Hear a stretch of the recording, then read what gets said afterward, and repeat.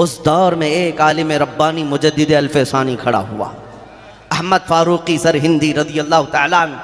और इन्होंने अपनी तकरीरों से जब लोगों को जगाना शुरू किया, हो सकता है बहुत सारे लोग डरे सहमे हुए होंगे, इतने बड़े बादशाह के खिलाफ कौन खड़ा होगा, लेकिन एक आलिम रब्बानी जिसको अल्लाह ताला दिल वसी कर देता है, वो किसी ताकत से नहीं घबराता, नहीं डरता। उसे जो अमानत सुपुर्द करना है करके जाता है, अंजाम देखा जाएगा अल्लाह की बारगाह में। जब आवाज़ उठाना शुरू किया तो अकबर को आकर शिकायतें की लोगों ने कि ये तो तुम्हारे दीन के खिलाफ है। पूछा क्या कहता है ये? हुजूर सैयदी आका यो मौलाई मुजद्दिद अल्फसानी रहमतुल्लाह तआला अलैह का जिक्र भी होगा, आपके नाम से जलसा मंसूब किया गया। और ऐसे आलिम रब्बानी को आज के दिन में जिक्र करना ज़रूरी है जो इमाम हुसैन का वारिस है, सैयदी इमाम अली मकाम का वारिस है, अपने किरदार से अपने अमल से। एक दौर हिंदुस्तान में ऐसा आया जब डिक्टेटर अकबर का था, वो तानाशाह जो 50 साल तक हुकूमत करता रहा, उसके सामने कोई इलेक्शन नहीं, कोई इलेक्शन नहीं, जो बैठ गया बैठ गया।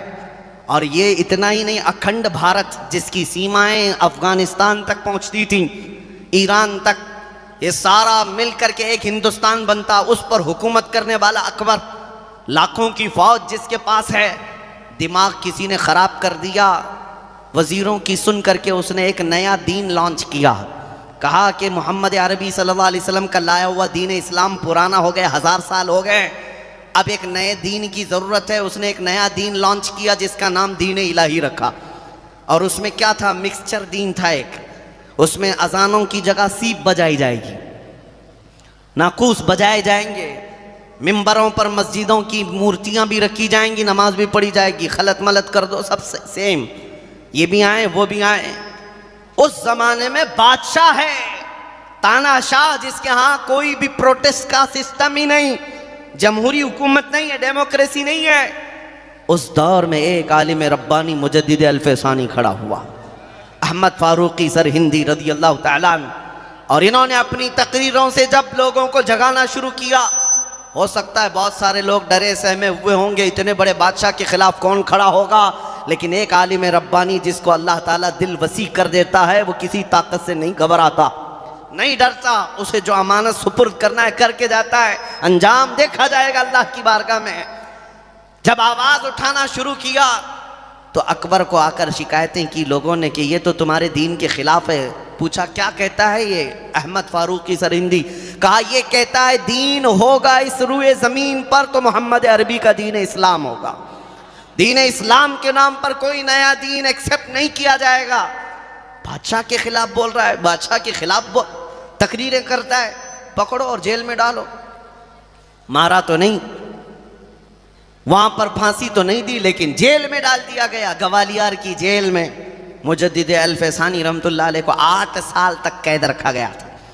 8 साल तक उस आलिम रब्बानी को कैद और बंद की सौबतें उठानी पड़ी। लेकिन जानते हो इस ज़माने में अकबर तो मर गया, बेटा जहांगीर तख्त पर फाइज हुआ। 8 साल गुजर गए तो जहांगीर के पास एक कासिद आया ग्वालियर की जेल से, कहा कि हुजूर आपके अब्बा के ज़माने में एक मौलाना को कैद किया गया था, अहमद फारूकी सरहिंदी। कहा किस लिए? कहा वो दीन इलाही का मुखालिफ था, आपके अब्बा का लॉन्च किया हुआ नया दीन इसका मुखालिफ था, इसलिए उसको जेल में डाला गया। कहा अब क्या हुआ? सुनो नौजवानों, ग्वालियर की जेल से आने वाला कासिद कहता है गजब हो गया, 8 साल के अंदर उस जेल के अंदर इस मौलवी ने, इस आलिम ने जाकर 700 कैदियों को आलिम बना दिया है। जेल की सरजमीन है, फजर की नमाज जमात से, जोहर की नमाज जमात से, असर की नमाज जमात से नमाज होती है, कभी तफसीर कुरान, कभी हदीस रसूल, कभी फ़िक़ह की किताबें पढ़ाई जा रही हैं। वो जेल के अंदर जाने के बाद लगता नहीं है कैदी यहाँ पर रहते हैं, ऐसा लगता है गुंबद खजरा की छाँव में बैठे हुए हैं। एक हकीकी गुलाम मुस्तफ़ा की ज़िंदगी यही होती है, वो हर जगह मुसलमान है और अपने नबी की अमानतें लेकर चलता है। तुम जहाँ पर भी इसे ले जाओ, मेरे मुस्तफ़ा का दामन वो साथ ले करके चलेगा।